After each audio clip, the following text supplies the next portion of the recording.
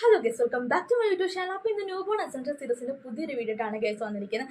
സത്യം പറഞ്ഞാൽ ഇതൊരു എസെൻഷ്യൽ സീരീസിലേക്ക് നമ്മൾ ഡെയിലി ചെയ്യുന്നൊരു വീഡിയോ അല്ല. ഇത് ശരിക്കും ഒരു ബോയ്സ്, അതായത് കുഞ്ഞ് ആൺകുട്ടികളുള്ള അമ്മമാർക്കുള്ള ഒരു അവയർനെസ് വീഡിയോ ആണ് കേട്ടോ. നിങ്ങൾക്ക് എൻ്റെ വീഡിയോ ശ്രദ്ധിച്ചാൽ അറിയാമായിരിക്കും, ഇപ്പോൾ 2 ആഴ്ചയായിട്ട് ഞാൻ കണ്ടിന്യൂസ് വീഡിയോസ് ഒന്നും ചെയ്യുന്നില്ലായിരുന്നു. നേരത്തെ ഞാൻ എന്നെക്കൊണ്ട് പറ്റുന്ന രീതിയിൽ ഡെയിലീസ് വീഡിയോസ് എല്ലാം ഞാൻ അപ്ലോഡ് ചെയ്യുന്നതായിരുന്നു.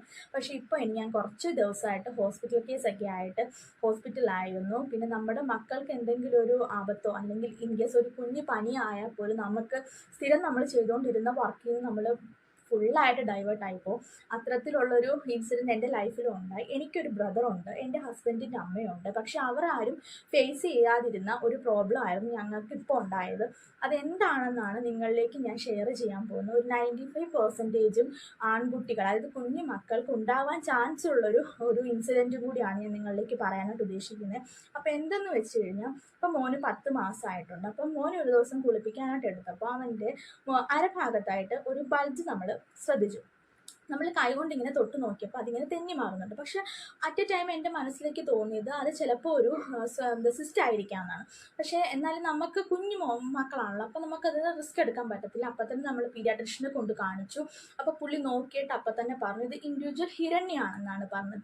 2 തരത്തിലുള്ള ഹിരണ്യാണ് ബോയ്സിനുണ്ടാകുന്നുണ്ട്. ഒന്ന് അംബ്ലിക്കൽ ഹിരണ്യം, ഒന്ന് ഇൻഡിവിജ്വൽ ഹിരണ്യം. അംബ്ലിക്കൽ ഹിരണ്യം എന്ന് പറയുമ്പോൾ അത് പുക്കിളുമായിട്ട് ബന്ധപ്പെട്ടാണ്. അത് പിന്നെ കമന്ന് വീണ് കഴിയുമ്പോൾ അത് ഓക്കെ ആയിക്കോളും. പക്ഷേ ഈ ഹിരണ്യം എന്ന് പറഞ്ഞു കഴിഞ്ഞാൽ നമ്മൾ ടെസ്റ്റിക്കിൾസ് ഒക്കെ ഡെവലപ്പ് ആവുന്നത് കുഞ്ഞുങ്ങൾക്ക്, ആൺകുട്ടികൾക്ക് ബേസിക്കലി ഒരു 6 മാസം കഴിഞ്ഞതിന് ശേഷമാണ്. ആ 6 മാസം കഴിയുമ്പോൾ ഇത് വരുന്ന സമയത്ത് ആ ഒരു വരുന്ന ഹോള് അത് ബ്ലോക്ക് ആവാതെ അവിടെ നിന്ന് നമുക്ക് കുടൽ താഴേക്ക് ഇറങ്ങുന്നതാണ് ഇതിന് പറയുന്നത്. ഇൻ കേസ് ഇത് കുടലിറക്കമെന്ന് ഇതിന് മലയാളത്തിൽ പറയാറുണ്ട്. ഇങ്ങനെ കുടലിറങ്ങുമ്പോൾ അത് ബ്ലോക്ക് ആവാം, അതായത് നമ്മുടെ ടെസ്റ്റിക്കിൾസ് വന്നതിന് ശേഷം അത് ബ്ലോക്ക് ആവുകയാണ് പതിവ്. പക്ഷേ ഇത് ബ്ലോക്ക് ആവാതെ ആ ഹോള് വികസിച്ച് തന്നെ ഇരിക്കുമ്പോഴാണ് കുടലിറങ്ങി വരുന്നത്. അത്തരത്തിലുള്ളൊരു ഇൻസിഡൻ്റ് ആയിരുന്നു മോന് സംഭവിച്ചത്. അതിന് നമ്മൾ മലയാളത്തിലാണ് കുടലിറക്കം എന്ന് പറയുന്നത്, ഇംഗ്ലീഷിൽ ഇൻഡിവിജ്വൽ ഹിരണ്യം തന്നെയാണ് പറയുന്നത്. ഇങ്ങനെ ഒരു സംഭവം കണ്ടു കഴിഞ്ഞു കഴിഞ്ഞാൽ അത് നമ്മൾ സർജറി അല്ല, അതിന് വേറെ മാർഗ്ഗങ്ങളൊന്നും തന്നെ ഇല്ല. അപ്പം മോനും ഇതുപോലെ സർജറി ചെയ്തു. 2 ആഴ്ച മുമ്പായിരുന്നു. ഇപ്പം ശരിക്കും പറഞ്ഞാൽ 2 ആഴ്ചയായി. അവൻ സ്റ്റിച്ചും കാര്യങ്ങളൊക്കെ ഉണ്ട്, റിക്കവറായി വരുന്നുണ്ട്. അപ്പം നിങ്ങൾ ആൺകുട്ടികളുള്ള അമ്മമാരാണെങ്കിൽ അവരെ ദിവസം കുളിപ്പിക്കുമ്പോഴും ക്രീം ഇടുമ്പോഴും ഒക്കെ നിങ്ങൾ വളരെ കെയർഫുള്ളായിട്ട് ഇത്തരത്തിൽ അവരുടെ എല്ലാ ഭാഗങ്ങളും ചെക്ക് ചെയ്ത് നോക്കണം. അപ്പം നിങ്ങൾക്കിത് ഹെൽപ്ഫുള്ളായിട്ടൊരു വീഡിയോ ആയിരിക്കും ഞാൻ വിചാരിക്കുന്നു.